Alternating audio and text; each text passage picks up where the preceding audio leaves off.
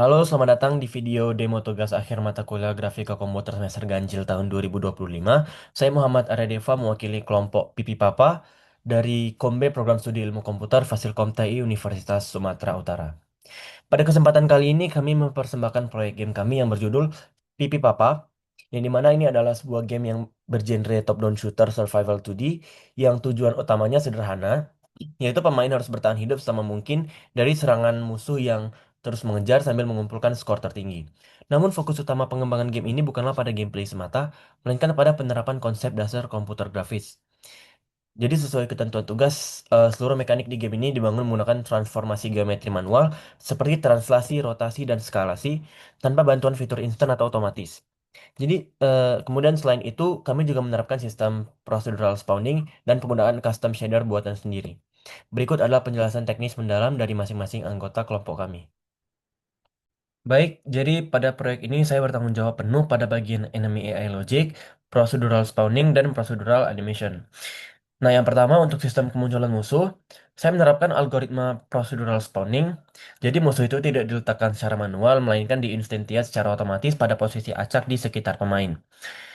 Saya menggunakan fungsi random inside unit circle untuk menentukan koordinat spawn dan menyiapkan array berisi 7 variasi musuh yang dipilih secara acak setiap detiknya. Yang kedua, untuk pergerakan AI-nya. Jadi, sesuai syarat tugas kan untuk transformasi manual, saya tidak menggunakan NavMesh ataupun NetForce. Jadi, saya menghitung vektor arah dengan mengurangi posisi target dengan posisi musuh. Lalu dinormalisasi. Kemudian nilai vektor ini ditambahkan langsung ke transform position musuh, yang dimana ini membuat musuh dapat mengejar pemain secara konstan. Dan yang terakhir tentang transformasi skala. Jadi karena aset kami berupa gambar dua dimensi yang statis, saya membuat animasi hidup lewat lewat codingan. Jadi saya memanipulasi transform local scale menggunakan fungsi matematika sinus atau mathfsin untuk menciptakan efek wobble atau membal saat musuh berjalan. Selain itu, saat musuh mati, mereka tidak langsung hilang, tapi mengecil perlahan menggunakan logika pengurangan skala manual sebelum objek dihancurkan. Sekian penjelasan dari bagian saya. Terima kasih.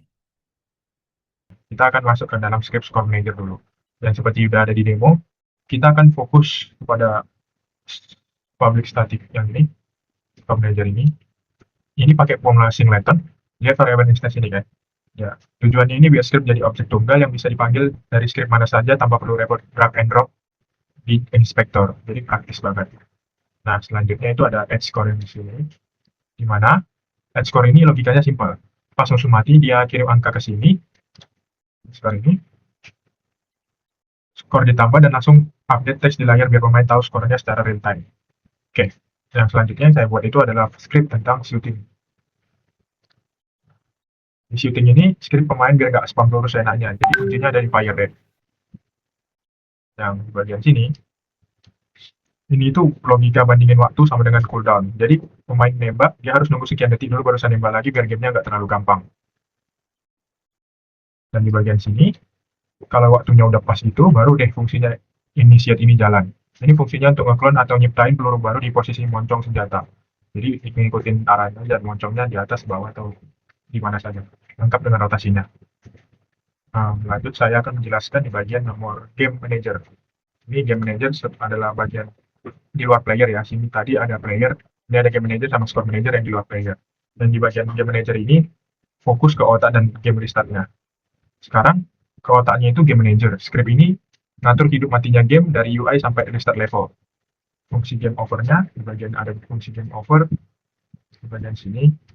Nah, di bagian ini, fungsinya itu nggak cuma panel kalah doang, tapi menampilkan skor akhir dari si player yang telah memainkan game itu. Terus ada fungsi restart game dan time scale di bagian sini. Nah, di bagian ini, yang paling krusial ini di restart game-nya ya, karena jangan lupa baris yang time scale ini, karena kalau biasanya game over, waktunya stop menjadi 0. Kalau pas restart, dia bakalan stop, dia bakalan jadi 1, gamenya bakal diam alias nge-freeze selamanya. Jadi ini untuk supaya nggak error ya. Nah, lanjut ke player hub. Nah, di player hub inilah, ya seperti di demo, di player hub ini, kalau kita bikin max health-nya 5, jadi 5 kali dia maksimal kenanya. Ya, sistem nyawanya gitu, dan itu ada player hub-nya. akan menjelaskan langsung ke bagian on collection-nya di bagian sini ya. On collection enter dan counter tag. Nah, jadi ini itu buat deteksi benturan, tapi difilter dulu pakai counter tag atau monsternya. Jadi pemain cuma bakal kurang darah kalau nabrak itu musuh, bukan tembok atau teman sendiri. Nah, maksudnya ya bukan tembok karena dia kan kalau tabrak musuhnya mati, dan darahnya pun berkurang. Ya inilah darahnya itu berkurang di void damage. Terus di bagian player die juga di sini yang maksimal kalau sudah matinya di situ ada kalau habis darahnya masuk ke player die di set time-nya di sini set time-nya dari 0 ini cara paling efektif buat nge-pause semua aktivitas di game secara instan sebelum layar kalah muncul atau game over muncul. Dan bagian player movement di player movement ini lebih yang rapi buat kontrol karakter ya. Vektor 3 ada itu di sini. Ada di bagian sini yang paling penting.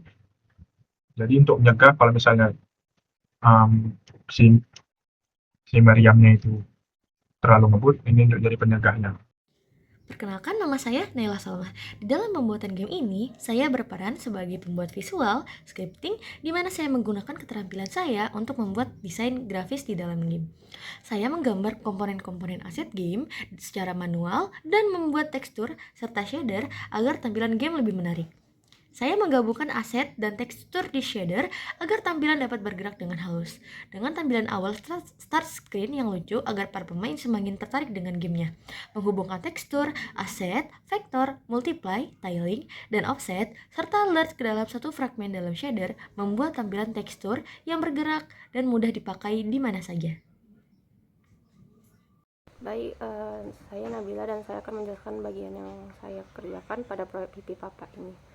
Jadi pertama saya yang mengurus bagian background untuk gamenya, lalu ada bagian untuk score dan player health-nya saya yang membuat. Jadi setiap player membunuh musuh itu akan nambah 10 poin dan akan ditampilkan di score text bagian depan. Lalu untuk player health-nya saya memunculkan teksnya HP-nya akan berkurang 1 setiap dia mengenai musuh. Nah, lalu ada juga pada bagian game over UI. Jadi setiap dia mati nanti bakal ada muncul UI game over yang berisi juga button restart sama menu button, itu saya buat. Jadi kalau untuk restart setelah kita pencet gamenya akan mengulang, dan untuk menu setelah kita pencet akan balik ke menu awal start screen itu. Sekian video demo untuk proyek game Pipi Papa dan penjelasan singkat dari kami terkait proyek game Pipi Papa ini. Maaf jika ada kesalahan. Terima kasih atas perhatiannya.